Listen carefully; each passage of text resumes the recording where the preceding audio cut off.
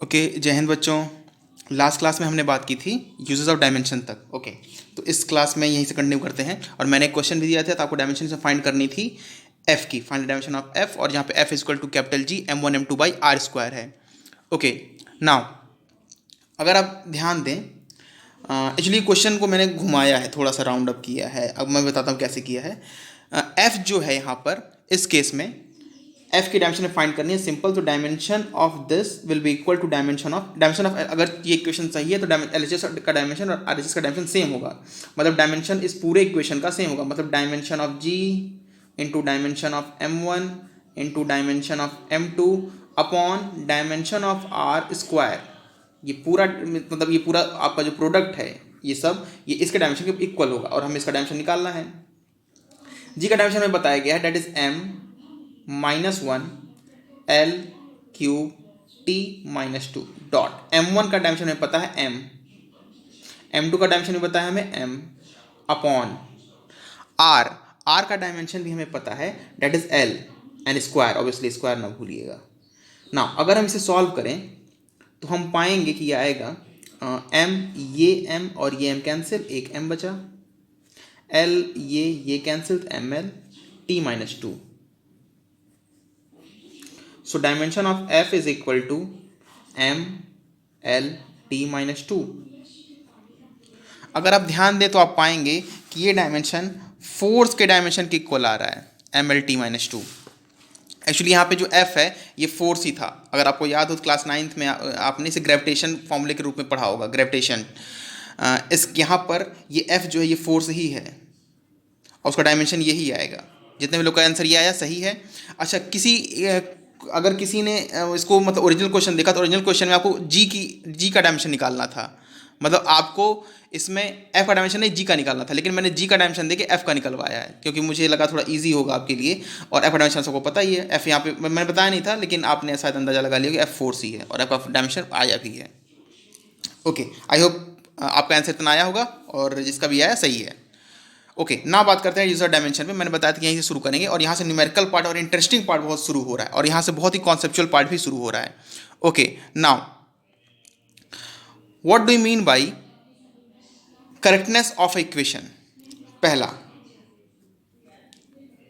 Check correctness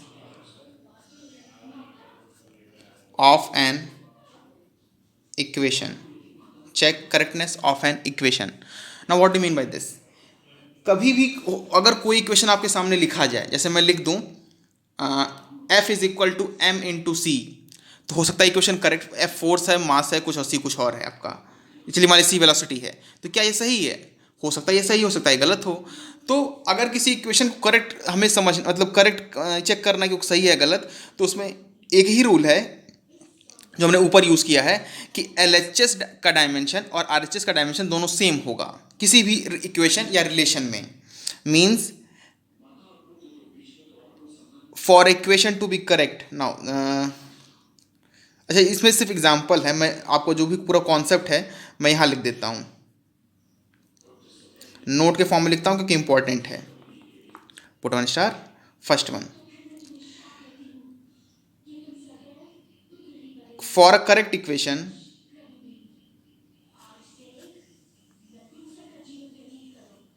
for a correct equation dimension of LHS left hand side will always be equal to RHS। मतलब LHS में आपका जो भी लिखा है, जैसे इस इक्वेशन में देख लो एग्जांपल, आगे अभी मैं बहुत सारे एग्जांपल लिखूंगा, लेकिन अभी यही लिखा हुआ है। तो F का जो मतलब F का जो भी डायमेंशन होगा वो इस पूरे के डायमेंशन के इक्वल होगा। तो यहाँ पर आपका LHS का जो भी डायमेंशन होगा वो RHS के डायमेंशन के इक्वल होगा। और you can also say vice versa कि RHS का डायमेंशन जो होगा वैसा LHS के डायमेंशन के इक्वल होगा हमेशा ही करेक्ट इक्वेशन के लिए। For a correct equation this will be valid always. Now next point, two quantities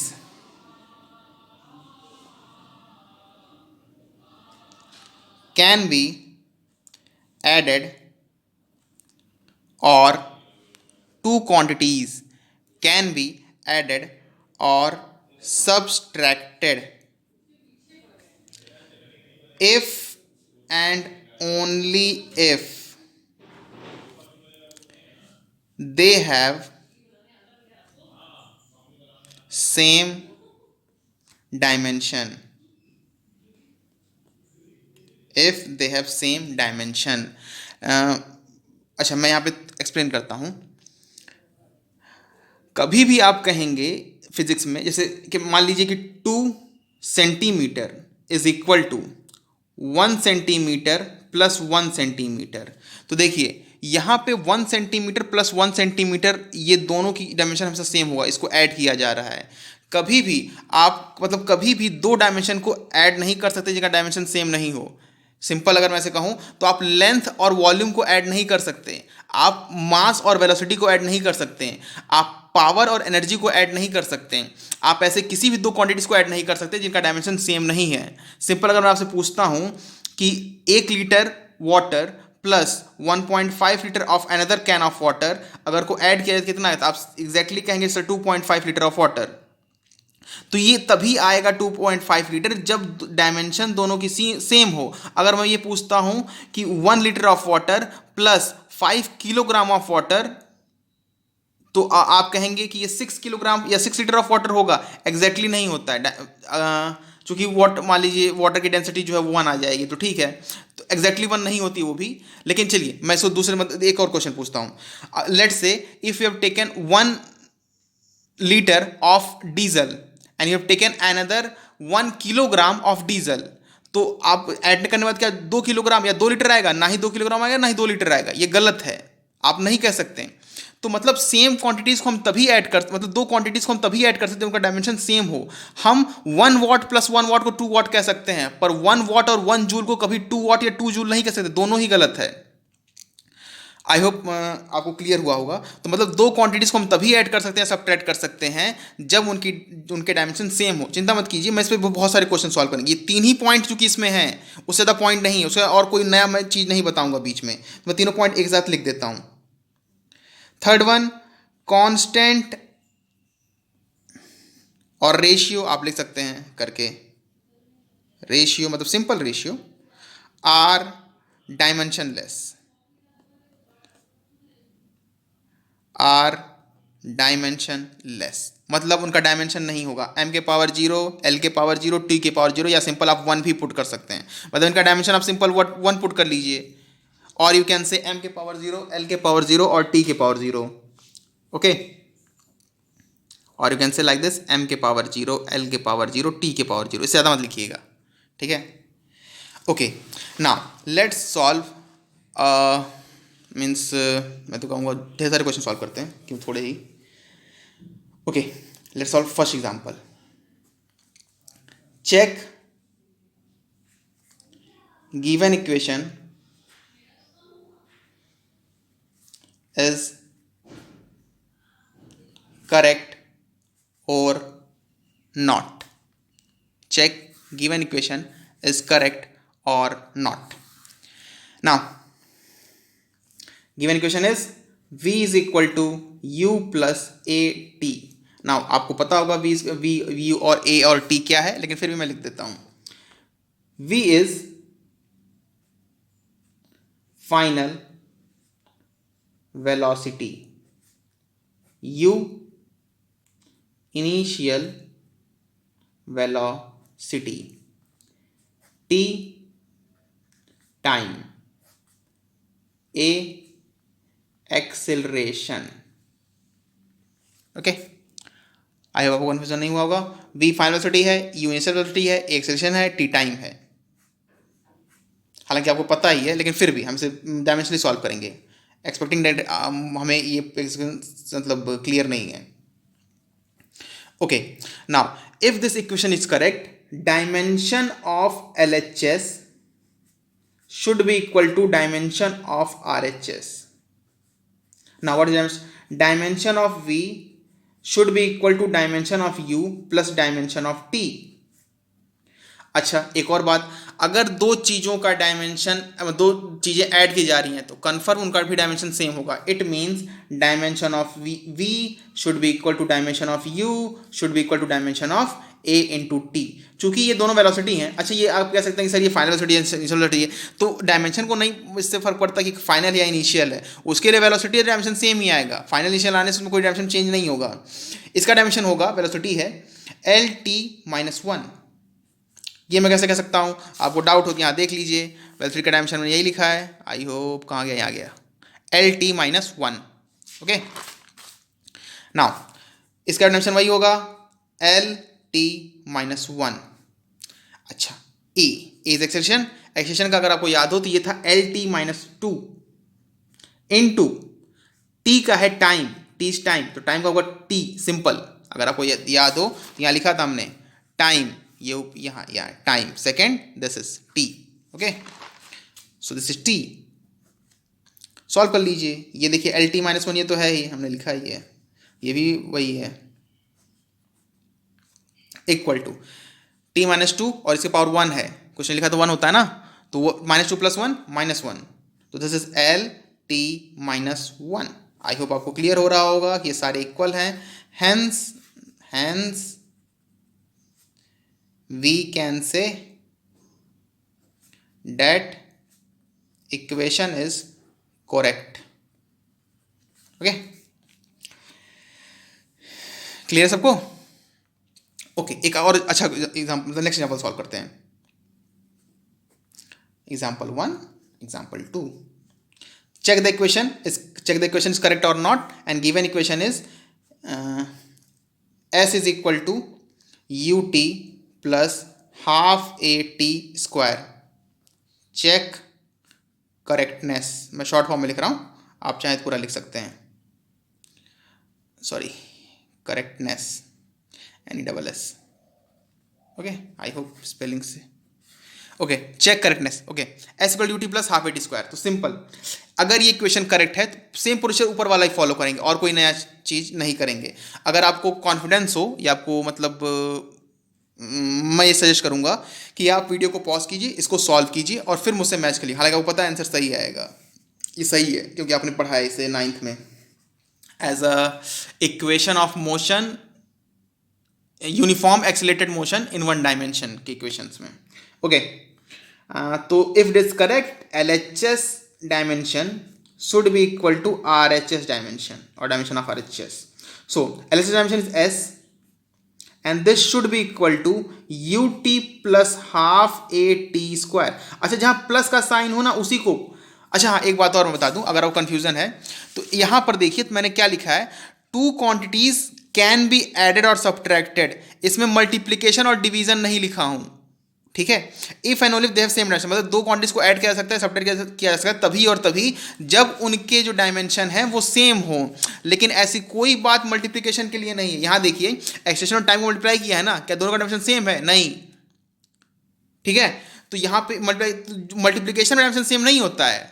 हो भी सकता है, आप मान ली टी स्क्वायर है तो वहाँ टी और टी दो बार मल्टीप्लाई है तो डायमेंशन सेम है. तो यहाँ ऐसी कोई, लेकिन इस पर कोई हमने कमेंट नहीं किया. मल्टीप्लिकेशन में ऐसा कोई जरूरी डायमेंशन सेम हो या ना हो, ऐसा कोई कमेंट नहीं है. सिर्फ एडिशन में, मतलब इसका और इसका डायमेंशन सेम होगा.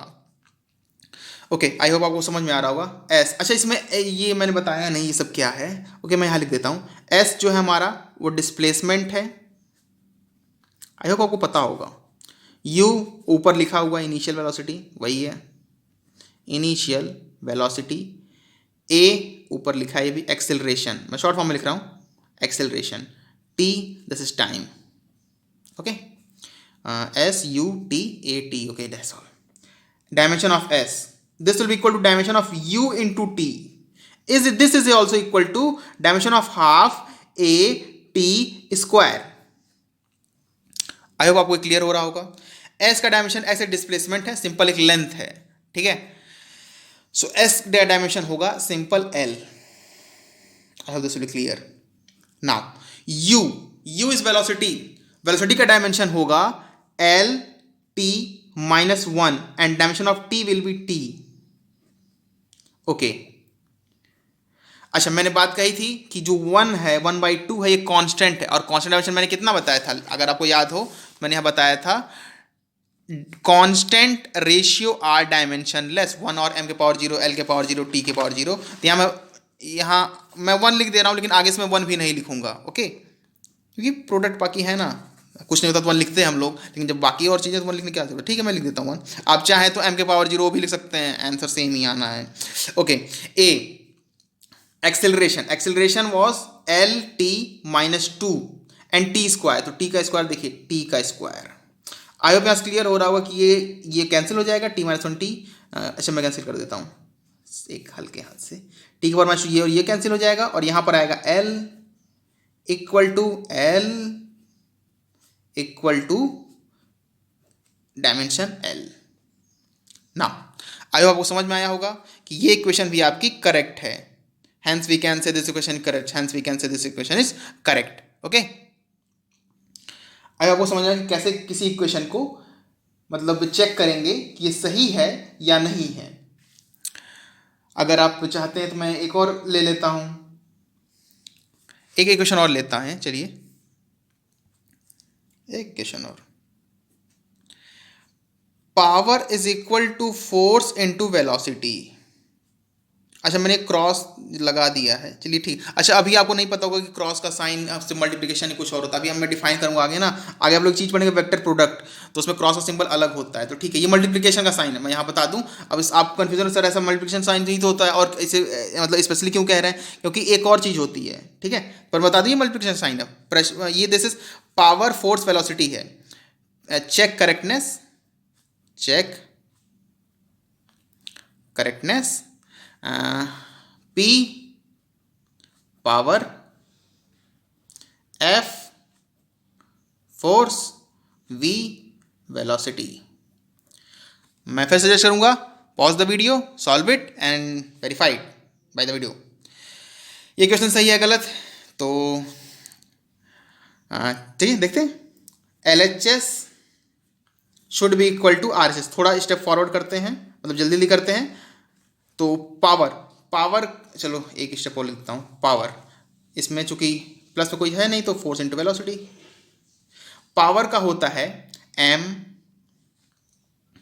देख लेते हैं, मुझे याद है वैसे M L square T minus three है आई थिंक, या M L square T minus three,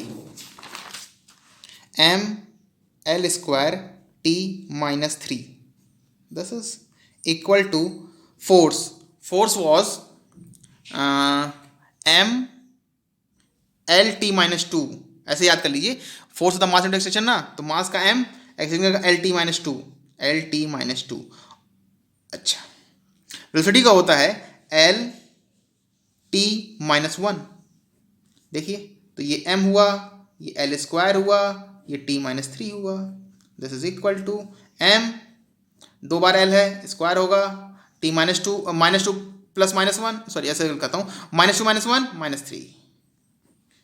तो आई होप आपको समझ में आया होगा। Hence we can say this equation is correct. Okay, I hope आपको क्लियर हुआ होगा कि तो यहां पर ये इक्वेशन भी हमारी सही है। Now let's move to next, जो हमने पॉइंट लिखा था यूजेस में, वो था हमारा to where establish the relation among physical quantity. ये थोड़ा ज़्यादा इंपॉर्टेंट है, मैं ऐसा कहूँगा। इसका एक रीज़न है, क्योंकि अभी आपने बहुत सारी चीज़ें नहीं पढ़ी हैं, आप आगे पढ़ेंगे, क्योंकि 11th क्लास अभी आपका शुरू हुआ है। तो काइनेमेटिक्स पढ़ेंगे, फ्रिक्शन पढ़ेंगे, रोटेशनल मोशन पढ़ेंगे, ग्रेविटेशन पढ़ेंगे, टॉर्क पढ़ेंगे, इम्पल्स पढ़ेंगे, आप मोमेंट ऑफ इनर्शिया पढ़ेंगे, आई पढ़ेंगे, उसके आगे मतलब बहुत सारी चीज़ें आप आगे पढ़ने वाले हैं। लेकिन उन सब को बिना पढ़े सिर्फ डायमेंशन का यूज़ करके आप बहुत सारे रिलेशन निकाल सकते हैं। और ये आपको मतलब लगेगा कि सर ऐसे कैसे, बिल्कुल निकाल सकते हैं। डायमेंशन, यही यूज़ है डायमेंशन का, इसीलिए ये इंपॉर्टेंट है। Okay, now let's move to this is I think this last, ये थर्ड एग्जांपल था हमारा। नेम दे दे ताकि हमें पता रहे एटलीस्ट कितने की हैं। This was fourth example. Okay, now fourth example में इसमें क्या करना है, establish relation, establish relation between given quantities. अब गिवन क्या मैं देता हूँ कुछ, मान लीजिए सबसे पहले हम इस्टेब्लिश करना चाहते हैं एक थोड़ा सा मतलब थोड़ा सा ऐसा लेते हैं जो आपको पता है आंसर क्या आएगा, और उसमें कुछ चीज़ें और भी आ जाएंगी, जैसे मैंने कहा ना कि लिमिटेशन भी है। तो लिमिटेशन यही है कि कांस्टेंट जो आपका डायमेंशन होता है, ये लास्ट पॉइंट मैंने आपको लिखवाया था कि कांस्टेंट्स रेशियो आर डायमेंशनलेस। तो अब वो कांस्टेंट 1 हो या 2 पाई हो, उससे कोई फर्क नहीं कर पाता डायमेंशन उसमें, मतलब उसके लिए 1 भी वही चीज़ है, पाई भी वही चीज़ है, ई भी वही चीज़ है, 7 10 10 सब वही चीज़ है। तो उन दोनों चीज़ों में फर्क नहीं कर सकता। अब यह समझ जाएंगे मैं क्या एग्जैक्टली कहना चाह रहा हूँ और उससे क्या कमी आएगी हमारे रिलेशन में। To establish relation between T that is time, L that is length and okay मैं अगली बार से यहाँ लिख दूंगा अभी छोटे से, time, L length and g, g is acceleration due to gravity. बहुत ज़्यादा छोटा नहीं होगा, तो आई होप आपको मेरे वॉइस से क्लियर होगा। Acceleration due to gravity, okay, acceleration due to gravity.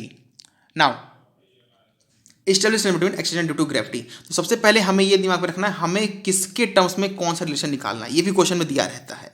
यहां आपको बताया गया है फाइंड, अच्छा मैं लिख देता हूं, फाइंड रिलेशन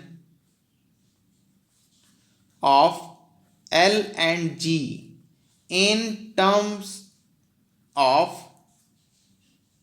सॉरी मैंने उल्टा स्टेटमेंट लिख दिया, find relation of T, this should be T in terms of L and G, sorry मतलब कि इसका कहने का मतलब क्या है कि T, ऐसे मैं यहां समझाता हूं, T हमारा लेफ्ट साइड में लिखा होगा इक्वल टू, यहां कुछ हमारा ऐसे होगा, मतलब L और G होगा, L होगा G होगा, फंक्शन होगा L और G का, ठीक है। अच्छा फंक्शन से भी डरिए मत, आप पढ़ेंगे पूरा मतलब एक अच्छे तरीके से मैथ में फंक्शन, मतलब अच्छा मैं एक बात और कह दूं कि फिजिक्स पढ़ने के लिए मैथ का आपको अच्छा आइडिया और नॉलेज होना बहुत ज़रूरी है। फिर से वही बात, अगर कोई पूछता है सर बायो वालों को क्या, तो फिर मैं बता दूं कि आपको 10th तक का नॉलेज तो चाहिए फिजिक्स के पढ़ने के लिए एटलीस्ट। हालांकि ऐसे बहुत कम ही चैप्टर हैं जिनमें कैलकुलस अनछुआ रहा है, बहुत कम चैप्टर हैं। तो ठीक है, इसका एफ ये बताता है ना, जैसे कि जैसे मैंने लिखा यहाँ पे force equal to mass into acceleration, तो फोर्स है, force is equal to mass into acceleration. तो यहाँ पे किसका रिलेशन है, फोर्स का है, किसके टर्म्स में, मास और एक्सेलरेशन के टर्म्स में। आई होप आप समझ रहे हैं, मतलब इसको मैं ऐसे कहूंगा force as a function of mass and acceleration, मतलब इसके टर्म्स में ये है, मतलब इन दोनों ये पता तो मल्टीप्लाई कर हम निकालेंगे। हालांकि आप कहेंगे सर मैं ऐसे लिख सकता हूँ F is equal to F by F M is equal to F by A, तो इसको कहा जाएगा relation of mass in terms of force and acceleration, ठीक है। हालांकि मैथमेटिकल टर्म्स में कोई अंतर नहीं है, बात सही है, लेकिन क्वेश्चन आपको देगा ना कि आपको टी का रिलेशन निकालना है, टी फाइंड आउट करना है इन टर्म्स ऑफ, तो आपको ये क्वेश्चन बतानी होगी। एक और एग्जांपल जैसे kinetic energy equal to half M V square, तो हाफ एम वी स्क्वायर, तो this is relation of kinetic energy in terms of mass and velocity. I hope मैं समझा पा रहा हूं क्या मैं कहना चाह रहा हूं, ओके। तो इसमें हमें फाइंड करना है T, T in terms of L and G, L and G, ठीक है, कोई दिक्कत, ओके। तो सबसे पहले क्या करेंगे हम, जिसके भी मतलब इसमें कितने हैं एल और जी हैं, तो एल के पावर ए ले लीजिए, जी के पावर बी ले लीजिए।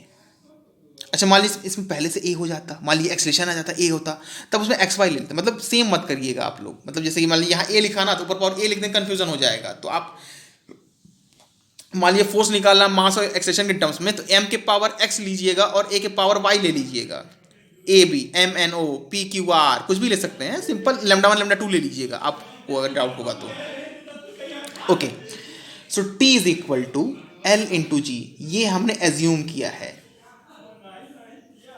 As assumed assumption, let assume that t is equal to l to the power a g to the power b। अगर इसमें हम a और b निकाले तो हमारा आंसर आ जाएगा, बिल्कुल आ जाएगा। नाउ अच्छा ठीक है, अच्छा ठीक है, l के पावर a g के पावर b, मैं कोई चेंज नहीं कर रहा। तो अगर ये क्वेश्चन हमारा सही है, so dimension of t will be equal to dimension of l to the power a dimension of g to the power b, ऊपर लगाइएगा पावर, ठीक है। अच्छा ये सब जो छोटे छोटे बात बता रहा हूँ ना, सिली मिस्टेक को हटाने के लिए बता रहा हूँ, ऐसा जरूरी नहीं कि वही प्रोसेस एकदम फॉलो करें आप। अच्छा टी हमारा क्या है, टाइम। टी का डायमेंशन क्या होता है, टाइम। टी होता है ना, तो टी एक हो गया। अच्छा अगर कंफ्यूजन हो तो यहाँ स्मॉल टी लिख लीजिए भाई, इसमें कोई कंफ्यूजन ना रहे। लेकिन मैं बता दूं कि कैपिटल टी ही लिखा रहता है तो मैं कैपिटल टी लिखा, लेकिन ये बात है कि टाइम है और ये डायमेंशन टाइम है, ठीक है, कंफ्यूजन नहीं। आपको होगा तो आप कमेंट में पूछ लीजिएगा। L, L is capital L to the power A. जी, एल टी माइनस टू। अच्छा जी क्या होता है, एक्सेलरेशन होता है।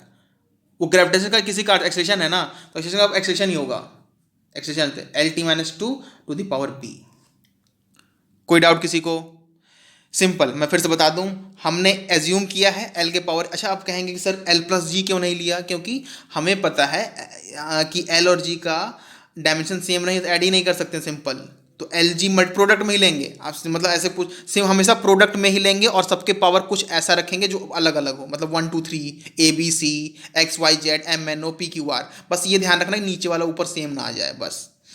फिर ये एजम्पशन हमने लिया है, और अगर ये क्वेश्चन सही है तो एलएचएस का डायमेंशन और एचएस डायमेंशन सेम होगा, तो एलएचएस का डायमेंशन एचएस डायमेंशन सेम होगा, मतलब उनको पुट करिए और सबको इक्वेट करिए, सिंपल। तो टी का हमने टाइम, टी का पुट किया टाइम, टी पुट किया, एल का कैपिटल पुट किया, जी एक्सप्रेशन है तो उसका होगा L T minus to. Okay, इसको फर्दर सॉल्व करेंगे। एलएचएस का डायमेंशन आरएचएस के डायमेंशन के बराबर है, तो इसको देखिए, ये है एल के पावर ए। अब मैं अलग अलग लिख रहा हूँ, मतलब बिना स्क्वायर ब्रैकेट के।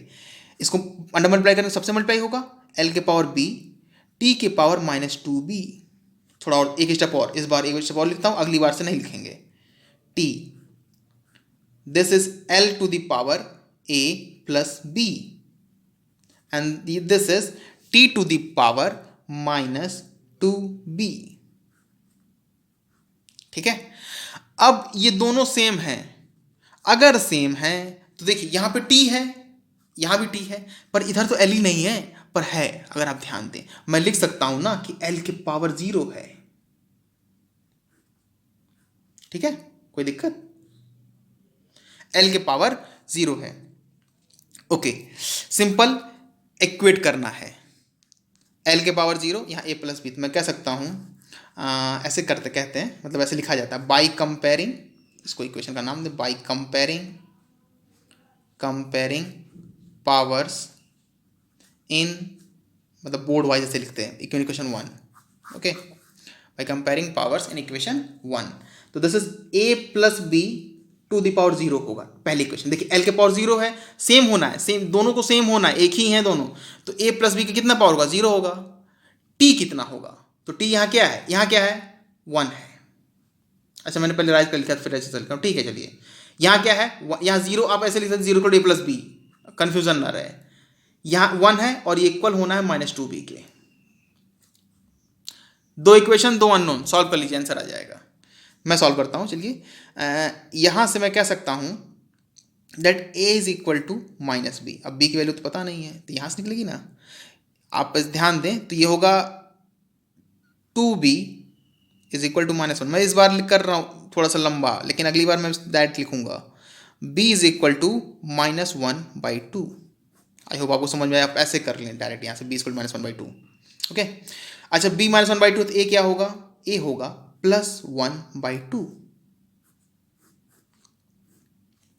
a और b आ गया, इन्हें उठाइए और फिर से ओरिजिनल इक्वेशन में से पुट कर लीजिए, T is equal L power A, और फिर इसको यहाँ नीचे लाइए, तो होगा T is equal to L, A के पावर 1/2 है और बी के पावर -1/2 है। आपको पता है 1/2 क्या होता है, अंडर रूट, और -1/2 1/√, तो this is written as T L by B, और ऐसे अंडर रूट में है।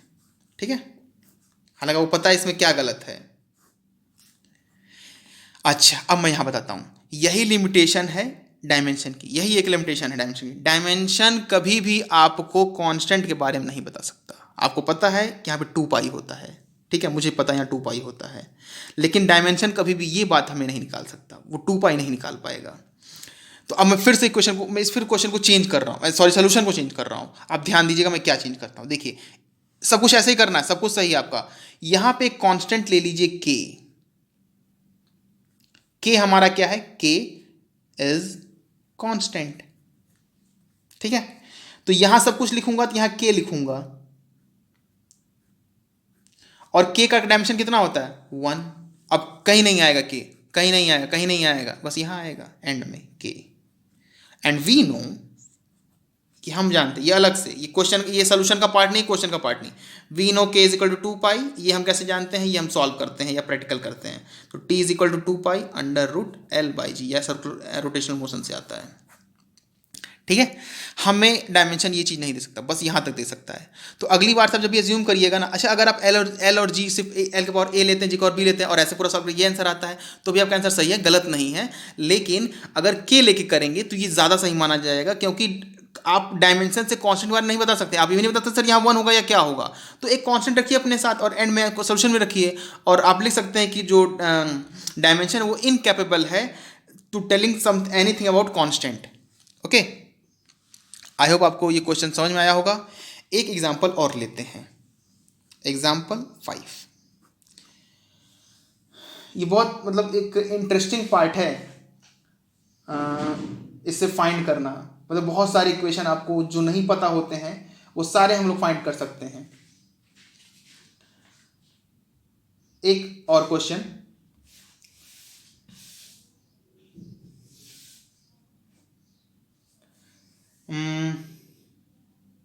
हाँ ठीक है, कुछ जो क्वेश्चन ऐसा लेते हैं जो आपको पता ना हो। ठीक है, इस्टेब्लिश रिलेशन, मैं शॉर्ट फॉर्म में लिख रहा हूँ, force as a function of. अच्छा ये आपको समझ में आ रहा है, किसका निकालना है, फोर्स का, किसके टर्म्स में। अच्छा ये बात ध्यान दीजिएगा, मैं ऐसे लिख रहा हूँ तो आपको ईजी हो रहा है, लेकिन मैं बता दूं कि एग्जाम में आपके ऐसे लिख के नहीं आएगा, वो हमेशा यही देगा इन टर्म्स ऑफ फाइंड करना और किसका फाइंड करना। चलिए मैं उस पर एक बार और वैसे लिख देता हूँ, इस्टेब्लिश रिलेशन ऑफ एफ, और एफ क्या है हमारा, force, in terms of M, M क्या है, मास, वी, वी क्या है, वेलोसिटी, एंड आर, आर क्या है, रेडियस, रेडियस ऑफ, क्या कहते हैं, circular, radius of motion, radius of नहीं, radius of circular motion, sorry. ठीक है, सिंपल रेडियस लिख मैं छोड़ देता हूँ। ओके ठीक है, आप लोग फिर से चाहें तो pause the video and match it afterward. मैं सॉल्व करता हूँ। Let assume, let F is equal to constant K. अच्छा कांस्टेंट बस 2 स्टेप में आएगा, यहाँ ऊपर ध्यान दे तो के आया, 1 आया, खत्म, फिर कांस्टेंट का फिर एंड में आएगा आंसर लिख लेते वक्त, के एम के पावर ए, वी के पावर बी, आर के पावर सी। ठीक है, ये हमने एज्यूम किया है, ये हमारा एजम्पशन है, let. Okay, if this is correct, dimension of F should will be equal to dimension of k, obviously that is 1, dimension of m की power a, dimension of v के power b, dimension of r के power c। आई hope आपको clear हो रहा होगा, कुछ देर बाद आप यूज टू भी हो जाएंगे। ओके, पुट करते हैं, सॉल्व करते हैं, आंसर आएगा। फोर्स, फोर्स का डायमेंशन क्या होता है, M L T minus 2। Doubt हो तो आप पीछे अभी मतलब कुछ क्वेश्चन रेफर कर लिए, लेकिन फिर मैं सजेस्ट करूंगा कि आपको याद हो जाए तो अच्छा है। M L T minus 2, M L T minus 2, mass into extension L T minus 2 और मास का m, इसका 1, m है हमारा मास ऊपर लिखा है तो इसका m to the power a होगा। अच्छा अब मैं यहीं देखिए सेपरेट कर दे रहा हूँ, यहीं डॉट लिख के, ठीक है, फिर से पावर में ऊपर लिखूँ फिर मल्टीप्लाई करूँ, नहीं कर रहे हैं, ठीक है, यहाँ कर देंगे। चलिए v होता है एल टी माइनस 1। अच्छा कभी मतलब सिली मिस्टेक मत करिएगा, ठीक है, शुरुआत में स्टेप लिखिए, मैं सजेस्ट मतलब कहूँगा शुरुआत में स्टेप लिखिए, जब आपको एक बार समझ में आने लगे तब आप स्टेप स्किप कर सकते हैं, लेकिन शुरुआत में लिखिए एल टी माइनस 1 होल के पावर b। आर एक रेडियस एक लेंथ है। अच्छा ये ध्यान दीजिए, थोड़ा सा आइडिया आपको लगाना होगा, रेडियस क्या है, लेंथ है ना, सेंटीमीटर ही होता है हमेशा ना, ऐसा कभी तो नहीं होगा आप रेडियस बताए होंगे किसी को न्यूटन में या वॉट में या जूल में या फिर किस या लीटर किलोग्राम में, मीटर में होता है ना, तो हमेशा लेंथ ही है, तो एल टू द पावर सी। यहाँ मैं लिख देता हूँ, फिर नेक्स्ट पेज से करेंगे। M L T minus two, this will be equal to M के पावर ए, एल के, ये सबसे मल्टीप्लाई होगा, एल के पावर बी, टी के पावर माइनस बी, अच्छा minus one into B minus B होगा, एल के पावर सी। आप ध्यान देते ये दोनों है ना एल, तो बी प्लस सी हो जाएगा। ठीक है, मैं नेक्स्ट पेज पे लिखता हूँ, ध्यान दीजिएगा। हो सकता है मुझे पेज पढ़ने की जरूरत हो तो आपकी हेल्प की जरूरत पड़ेगी। M L T minus two, now this will be equal to M L B plus C था, देख लेते हैं एक बार। हाँ सही, एल बी प्लस सी और टी के power minus B, L B plus C और टी के पावर माइनस बी। सिंपल। कितने अननोन है ध्यान दीजिए, 3, ए बी सी। कितने इक्वेशन? 3। एक बार एम का इक्वेट करेंगे, एक बार एल का, एक बार टी का। अच्छा मैं लिख नहीं रहा हूँ equating this this this this, comparing power dash dash dash. तो सिंपल पहले एम का कर लीजिए। अच्छा स्टूडेंट कभी ऐसे लिखते हैं, एम का कर रहे हैं, एम का किया तो आया 1 इज इक्वल टू 1, ये देखिए 1 है। ठीक है, एम कहीं गायब हो गया? ओके मैंने लगता कुछ मिस किया है। अच्छा यहाँ ए था, सॉरी यहाँ ए था, मैंने ए मिस कर दिया। मैंने कहा ना आपकी मदद की जरूरत पड़ेगी। ओके, ए एम यहाँ पर पावर ए है, this is A, M to the power A. ना दिस इज इक्वेट करें तो ए की पावर 1, इक्वेशन 10 से सॉल्व हो गई, खत्म। अब एल को कर लीजिए, किसी सीक्वेंस में करिए कोई दिक्कत नहीं। एल को कर लीजिए, तो एल को आप करेंगे तो आपका आएगा b plus C to the power 1। ठीक है, अब t को कर लीजिए तो t का होगा -2 इज इक्वल टू -b, तो यहां से सॉल्व करें तो ये आएगा आपका b इज इक्वल टू 2। अब b इज इक्वल टू 2 है तो इसमें पुट कर लीजिए, तो 2 plus C is equal to 1, तो c is equal to -1। Put कर लीजिए इनिशियल इक्वेशन में। इनिशियल इक्वेशन क्या था? f, अच्छा कुछ बोला था हम लोगों ने? नहीं कुछ नहीं बोला था। यहाँ देखिए इनिशियल इक्वेशन ये था, के भी था। ओके मुझे लग रहा था जैसे मैं के भूल गया। Okay, F is equal to K then comes क्या था, एम वी आर था ना, देख लेते हैं, एम वी आर। हाँ तो एम के पावर ए था, तो एम के पावर 1। अच्छा आपको दोनों लिखे रहेंगे तो इजी होगा, आप देख लीजिए। अब मैं सच करूँगा, आप लिखते भी रहिए, इसको नोट्स प्रिपेयर करते रहेंगे तो मैं यकीन से कहता हूँ आपको आगे फ़ायदा होगा। और आगे मैं ऐसे, किसी ने कमेंट किया था कि सर आईटी क्वेश्चन डिस्कस कीजिए, तो मैं सारे ही आईटी के मतलब जितने भी पॉसिबल क्वेश्चन हो सके मुझे मिलेंगे, मैं सब डिस्कस करूँगा। और अभी हम लोग कुछ अच्छे क्वेश्चन और देखेंगे। ओके, ये वीडियो हो सकता है थोड़ा सा लंबा हो आपके लिए, आप पार्ट में देख लीजिएगा। F is equal to K, M के पावर 1, एम था फिर भूल गया बताने में, एम वी देख लेते हैं भाई। यहाँ देखिए v के पावर b, r के पावर c, अब मत भूलिएगा। v के पावर b तो 2 है और r के पावर c -1 है। थोड़ा सॉल्व कर लेते हैं। f इज इक्वल टू, ऐसे ध्यान में अच्छा नहीं लग रहा ना, तो k m v square by r होता है ये सेंट्रीपिटल फोर्स। पढ़ेंगे आगे आप फिर से, देखें बिना पढ़े आया ना, पढ़ेंगे आप काइनेटिक्स से पूरा ढंग से, मतलब अच्छा तब अलग तरीके से डिराइव करेंगे, तब कैलकुलस का यूज़ करेंगे, तब बहुत सारे मतलब गजब गजब चीज़ें यूज़ करेंगे। मौत का कुआं भी पढ़ेंगे, उसमें भी यूज़ होता है rotational motion. F equal to K M V square by R. So यहाँ पर अब ध्यान दें तो एम वी स्क्वायर बाई, यहाँ पे के 1 होता है। अच्छा मुझे पता है, या आप देख लें तो आपको पता चल जाएगा, तो यहाँ के वैल्यू 1 ही आती है, लेकिन मैं लिख नहीं रहा हूँ। ठीक है, तो हमें डायमेंशन के बारे में नहीं बता पाएगा, कभी नहीं बता, वो 1 भी नहीं बता पाएगा। अच्छा के कभी 0 भी नहीं होगा, ये बात ध्यान दीजिएगा, क्योंकि 0 मल्टीप्लाई करें तो 0 हो जाएगा ना, तो के 0 नहीं हो सकता, नॉर्मली आप समझ रहे होंगे। तो लेकिन के क्या क्वांटिटी के बारे में नहीं बताता, वो पाई भी हो सकता है ना, ई भी हो सकता है, वो 10/10 हो सकता है, तो वो नहीं बता पाएगा कभी डायमेंशन। तो हम इतना निकाल सकते हैं, और ये है हमारा रिलेशन। आई होप आप सभी लोग को समझ में आया होगा और अच्छा भी लगा होगा। कुछ क्वेश्चंस और देखते हैं। एक क्वेश्चन है SC वर्मा का है, फाइंड द, अब मैं कुछ क्वेश्चन देखते हैं और फिर सेशन को एंड करते हैं। Questions, this is question number 2, page number 7, SC Verma. मैं लिख देता हूँ, question number 2, page number 7, concept of physics, one of the most famous book in India, SC Verma. NCERT के क्वेश्चन आप लोग सॉल्व करिए, मैं सजेस्ट करूंगा, अच्छे क्वेश्चन होते हैं सच में। अगर क्वेश्चन के बारे में कहते हैं NCERT बहुत अच्छी बुक है। नोट्स के मामले में या मतलब कॉन्सेप्ट वाइज मामले में भी ठीक है, लेकिन वो स्टूडेंट्स के लिए थोड़ा सा टिपिकल हो जाता है कभी कभी, मैं ऐसा समझता हूँ। और एक पस में दिक्कत आती है, क्वेश्चन थोड़े कम दिए रहते हैं, एग्जाम्पल दिए रहते हैं, एग्जाम्पल अच्छे खासे दिए रहते हैं और मतलब रियली अच्छे दिए रहते हैं, लेकिन क्वेश्चन थोड़े कम दिए। क्योंकि जैसे कि आप बताइए कि चार्ज और पोटेंशियल में मिला के उसमें 40 क्वेश्चन या 60 होंगे, तो कम है, ये रियली कम है। और उसमें सॉल्व क्वेश्चन भी कम होते हैं, इसलिए स्टूडेंट को थोड़े वो उससे प्रॉब्लम होती है, स्टूडेंट सोचते हैं सॉल्व क्वेश्चन ज़्यादा हो, हालांकि अच्छी बुक्स में सॉल्व क्वेश्चन हमेशा कम होते हैं। Okay, this is page number 7, question number 2, find, इसका हाल का आंसर दिया है आपका बुक में, डायमेंशनल फॉर्मूला ऑफ ए। इसके कुछ पार्ट है, मैं दो सॉल्व करता हूं। चार्ज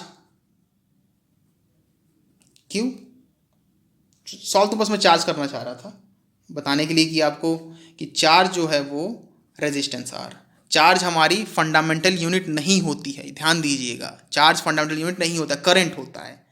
और रियली ये मतलब बहुत जगह आता है और स्टूडेंट चार्ज टेक करते हैं फंडामेंटल क्वांटिटी में, बेस क्वांटिटी लोगों को फील होता है अंदर से कि होता चार्ज हो, क्योंकि बेसिक यही शुरू होता है, नहीं चार्ज नहीं है। अच्छा, चार्ज, इसमें हालांकि बुक में आपके वो फॉर्मूला भी दिया रखा है, दिया Q is equal to I into T, इसी फॉर्मूले से यूज़ करेंगे, हालांकि बहुत सारे फॉर्मूले चार्ज के, पर हम इसी से सॉल्व करेंगे। Solution first one, a Q is equal to, simple dimension of Q निकालना है, डायमेंशन ऑफ आई और डायमेंशन ऑफ टी। अच्छा, आई का ए भी होता है, आई भी होता है, तो मैं आई लिख रहा हूँ, बुक में आई लिखा है, आप चाहते ए भी लिख सकते हैं, कोई दिक्कत नहीं मुझे। Okay, so this will be equal to, I का होता है आई और टी का टी, दिस इज आंसर, खत्म। ओके, नाउ D1, मैंने बी सी छोड़ दिए आपके, पोटेंशियल कैपेसिटेंस है, सिंपल, आप चाहें तो बुक से दे रेफर भी कर सकते हैं, सॉल्व भी कर सकते हैं, कोई हार्ड नहीं है। बस मैं इसलिए रेफर कर रहा हूँ क्योंकि आपने रेशंस पढ़ा है लास्ट क्लास में और चार्ज पढ़ा है, दोनों पढ़ा है ढंग से, पोटेंशियल भी पढ़ा है, आप पोटेंशियल सॉल्व कर लीजिएगा, मैं सजेस्ट करूँगा। पोटेंशियल का आपका आंसर आ जाएगा ml² I-1 T⁻³ पोटेंशियल, और कैपेसिटेंस का आपका आएगा m-1L-2 I² अच्छा, वी को सॉल्व कैसे करेंगे, मान ली मैं लिख देता हूँ, आप सॉल्व करिएगा पोटेंशियल। तो पोटेंशियल को सॉल्व करेंगे उस फॉर्मूले से, W/Q, work done upon charge, तो वर्क डन, डब्ल्यू का वर्क का आपका पता है डायमेंशन, चार्ज का पता है, यहाँ से निकाल लिया, डिवाइड कर लीजिए, सिंपल आंसर आ जाएगा। रेशंस निकालते हैं, R is equal to V/I फॉर्मूले से, चूंकि मैं इसलिए बता रहा हूँ उसमें आ जाएगा। अच्छा, अब V को कैसे निकालेंगे, तो V को उससे निकालेंगे W/Q इंटू आई, ठीक है, ये पहले फॉर्मूला फ्रेम कर लिया, आपको यहाँ तक ना आता हो, अच्छा अगर आपको इसमें डाउट है ना यहाँ तक, तो समझिए ठीक है, कोई बात नहीं, क्योंकि ये डायमेंशन का पार्ट नहीं है, यहाँ से डायमेंशन का पार्ट शुरू होता है, आपको ये निकालना आना चाहिए, डायमेंशन ऑफ R रेजिस्टेंस, तो dimension of W work, dimension of charge, dimension of current, तो वर्क का होता है force into displacement mL² T⁻² upon Q का होता है I इंटू टी। अच्छा, जब चार्ज को मैंने I लिख दिया ना, तो करंट को I ही लिखूंगा, एक कंफ्यूज ना होइएगा, तो mL² T⁻³ और I⁻²। आई होप आप लोग का आंसर, अगर आप वीडियो पॉज कर सॉल्व किए होंगे तो आप सबको इतना आंसर आया होगा। ओके, एक अच्छा और क्वेश्चन मैं देता हूं, आप लोग सॉल्व करिएगा, अच्छा क्वेश्चन है, रियली अच्छा क्वेश्चन है। Question number 3, find which of the following ratios express pressure. अच्छा क्वेश्चन है, मैं फिर बता दे रहा हूँ, और मैं ये बता दूँ, this is more than one correct, more than one correct, इसका मतलब क्या भी बता देता हूँ, more than one correct. Let me right the options, first one force upon area, जब भी क्वेश्चन इजी आए ना समझ जाइएगा, उसमें कुछ लगता है कहीं कुछ गायब है आपका, energy upon volume C, energy upon area D, force upon volume. Okay, so force upon area, energy upon volume, energy upon area, force upon volume. Okay, more than one correct मतलब, मोर देन वन करेक्ट मतलब होता है कि इसमें से एक से ज़्यादा ऑप्शन सही हो सकते हैं। अब वो ए हो सकता है, या ए बी हो सकता है, या ए सी हो सकता है, या ए डी हो सकता है, या बी सी हो सकता है, बी डी हो सकता है, या फिर ए बी सी, या बी सी डी, या बी ए डी, या सी ए डी, या ए बी सी डी, चार हो सकते हैं। मतलब एक से ज़्यादा कितने भी ऑप्शन करेक्ट हो सकते हैं, या एक भी सिर्फ ए भी हो सकता है, सिर्फ बी भी हो सकता है, सिर्फ सी भी हो सकता है, सिर्फ डी भी हो सकता है। ठीक है, आई होता है समझ में मोर देन वन करेक्ट मतलब इसमें क्या है। ओके, अब कुछ क्वेश्चंस और देखते हैं। एक क्वेश्चंस और मैं सॉल्व करना चाहूँगा, मैं सॉल्व करता हूँ। एग्जाम्पल है, example, find dimension of, find dimension of angular velocity. तो एंगुलर वेलोसिटी का फॉर्मूला बता देता हूँ, चलिए नोटेशन बताता हूँ। Omega, omega is equal to theta upon T. जैसे कि लीनियर वेलोसिटी का फॉर्मूला, लीनियर वेलोसिटी की डेफिनेशन क्या होती है? अच्छा, ये बेसिक चीज़ है ना, इनका जो फॉर्मूला डेफिनेशन से आता है। लीनियर वेलोसिटी की डेफिनेशन क्या होती है? लीनियर वेलोसिटी की डेफिनेशन होती है length covered per unit time, या rate of change of position per unit time. तो length covered per unit time, तो जो हमारा एंगुलर वेलोसिटी होता है उसका डेफिनेशन होता है angle covered per unit time, या rate of change of angular position per unit time. तो v होता है L बाई टी ना, ये होता है W होता है थीटा बाई टी, मतलब theta is change in position, sorry मतलब चेंज इन पोजीशन या डिस्प्लेसमेंट, एंगुलर डिस्प्लेसमेंट। तो ये है, तो निकालते हैं।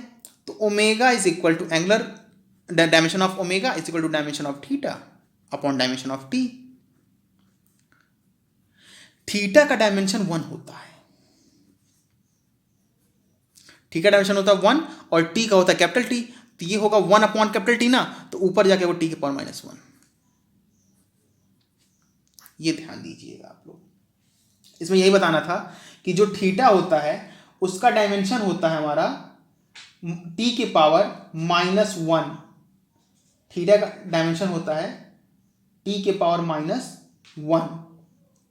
अच्छा, तो लेकिन थीटा क्या होता है? थीटा होता हमारा एंगल। और अगर आप ध्यान दें तो एंगल क्या होता है? एंगल होता है आपका आर्क बाई रेडियस, या ठीक है मैं सही मतलब डिफाइन करता हूँ, आर्क अपॉन रेडियस। तो आर्क अपॉन रेडियस दोनों लेंथ हुई ना, इसलिए वो कैंसिल हो जाती हैं, एक रीजन तो ये मैं दे सकता हूँ। दूसरा, एंगल्स में कभी भी आपका कोई ऐसी क्वांटिटी इन्वॉल्व नहीं होती है जो फंडामेंटल हो, एक रीज़न मैं ये भी दे सकता हूँ। और रीज़न अगर आप चाहें तो आप सर्च कर सकते हैं, लेकिन बेसिकली इसमें आपको कोई मतलब रीज़न कभी पूछा नहीं गया या किसी जगह। तो बस इसमें 2 पॉइंट याद रखना है आपको कि जो थीटा है उसका डायमेंशन 1 होता है, वो कॉन्स्टेंट की तरह बिहेव किया जाता है डायमेंशन में। हाँ ठीक है, क्यों? क्योंकि वो किसी फंडामेंटल क्वांटिटी पे डिपेंड नहीं करता, और लेंथ अपॉन लेंथ उसका एक मतलब फॉर्मूला भी आता है, तो इसलिए भी वो कैंसिल आउट हो जाता है, तो डायमेंशन लेस आता है थीटा हमेशा ही। यहाँ तक कि जो एंगुलर एक्सेशन होता है ना, वो टी के पावर -2 होता है। रेडियन कहीं कहीं लिख दिया जाता है यूनिट के तौर पर, लेकिन डायमेंशन में नहीं आता। डायमेंशन में आपका इसका थीटा का डायमेंशन नहीं आता। ओके, नाउ एक क्वेश्चन और कन्वर्जन का सॉल्व करते हैं, एक एग्जांपल और कन्वर्जन का सॉल्व करते हैं, फिर सेशन को एंड करते हैं। कन्वर्जन एक बड़ा फेमस कन्वर्जन मैं लेता हूं, इजी सा। 1 newton is equal to how much, क्या लिखता हूं, एक्स लिख दूं, ठीक है एक्स लिखते हैं, एक्स डायन। आपको पता होगा कि न्यूटन जो है वो डायन से बहुत बड़ा है, हालांकि वास्तव में बहुत बड़ा है, रियली बहुत बड़ा है सच में। ओके, अभी आप निकाल के पा भी जाएंगे कि हाँ बहुत बड़ा आता है।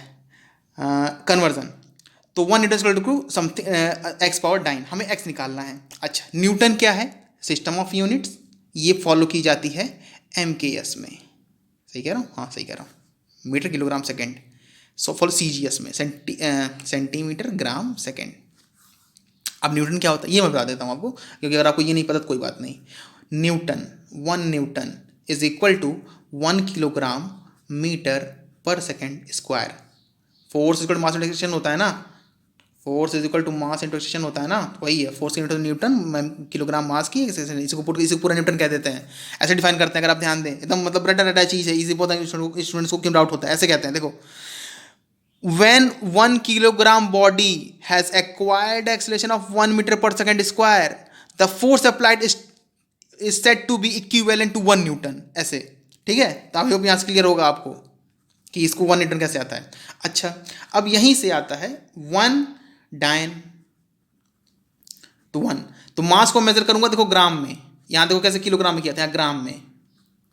एक्सेलरेशन, अच्छा एक्सेलरेशन में दो है, लेंथ और टाइम, तो लेंथ को करूंगा सेंटीमीटर, मतलब ये सेंटीमीटर पर सेकेंड स्क्वायर, कन्वर्जन करना है। कोई डाउट किसी को? ठीक है, मैं कन्वर्ट करता हूं ऐसे। सो 1 न्यूटन इज इक्वल, अच्छा ठीक है यहाँ लिखते हैं, 1 newton is equal to X dyne 1, तो ये हुआ 1 kilogram metre second minus 2 is equal to X gram centimetre second minus 2। I hope आपको यहाँ पे कोई कंफ्यूजन अभी तक नहीं हुआ होगा। किलो मैंने पहले ही कहा था अलग होता है, और सेंटी भी मैंने पहले कहा था अलग होता है, तो मैं अलग कर लेता हूँ, 1 किलो इसको हटा लेता हूँ। या फिर अगर आप ऐसे कर दें ना, मतलब कि क्या कहते हैं, कन्वर्ट किया जाए, इसको कन्वर्ट किया जाए कि हम इसमें इसको उसमें MLT में कन्वर्ट करना चाहते हैं, अगर इसको MLT में कन्वर्ट करूंगा, इसको ऐसे करते हैं, 1 किलो का मतलब 10 की पावर 3 और ग्राम M है। आई होप आपको समझ में आ रहा होगा। मीटर लेंथ है, second unit time -2 is equal to X gram, gram है आपका क्या कहते हैं बेस क्वांटिटी M, मास है ना ग्राम का, अब ध्यान दे तो मास, अच्छा यहाँ ग्राम था तो यहाँ मैंने M ही लिखा है, किलो का अलग से डिफरेंट किया है, तो बेस क्वांटिटी। और मीटर का L, सॉरी गलत कर दिया मैंने, सेंटीमीटर है ना, तो सेंटी का मैं लिखूंगा यहाँ पे, तो सेंटी का होता है 10 के पावर -2। डाउट कोई हो तो बता दीजिएगा, मैं एक और एग्जांपल सॉल्व कर लूंगा अगले में, या इसको फिर से देख लीजिएगा। सेकेंड टी के पावर -2, कोई बहुत इसमें रॉकेट साइंस यूज़ नहीं की है हमने, सेंटी जो पावर शुरुआत में बताया था उसका यूज़ किया है, और के किलो बताया था ना उसका यूज़ किया, सिंपल दो ही को चेंज किया, बाकी मीटर तो इधर भी है, मीटर इधर भी, सेकंड इधर है, सेकंड इधर है, किलोग्राम इधर है, ग्राम इधर, ग्राम इधर, ठीक है, बिना स्टेप को लिखे भी कर सकते थे। हालांकि 10 के पावर 3 मैं बाहर निकाल लेता हूँ इसको, तो देखो ये मैं इसे क्या लिखूँगा, MLT -2 एक्स, 10 के पावर -2 को बाहर निकाल लेता हूँ, इधर लिखूँगा MLT -2, ये कथा, इसको उधर मल्टीप्लाई किया, एक्स 3 है, उधर आके मल्टीप्लाई होगा मतलब इधर जाके नीचे होगा ना, तो ऊपर जाके प्लस हो जाएगा, तो 10 पावर 3 + 2 ये 5 होगा। आपको इसमें डाउट हो सॉल्व कर लीजिएगा, मैं स्टेप इसमें स्किप कर रहा हूँ। तो बस x पावर 5 यहाँ पे देखिए, 1 newton is equal to 10 to the power 5 डायन। आई होप आपको समझ में आया होगा, नहीं अगर कोई डाउट हो तो प्लीज़ वॉच द वीडियो, इसको फिर से देख लीजिएगा। आई होप मैंने क्लियर किया। तो ये किलो को मैंने 10 पावर 3 लिखा है, और सेंटी को 10 पावर -2, बाकी सब सेम ही थे और कैंसिल कर दिया। ओके, एक क्वेश्चन मैं दे देता हूँ, सॉल्व करिएगा इसे। एक क्वेश्चन शायद मैंने कोई दिया है, हाँ एक क्वेश्चन ये दिया है, ये वाला ये क्वेश्चन दिया है मैंने, और मैंने कहा ही था देखिए आएगा ना न्यूटन, डाइन से बड़ा, न्यूटन बाबा बहुत बड़े हैं। Question, okay, find relation of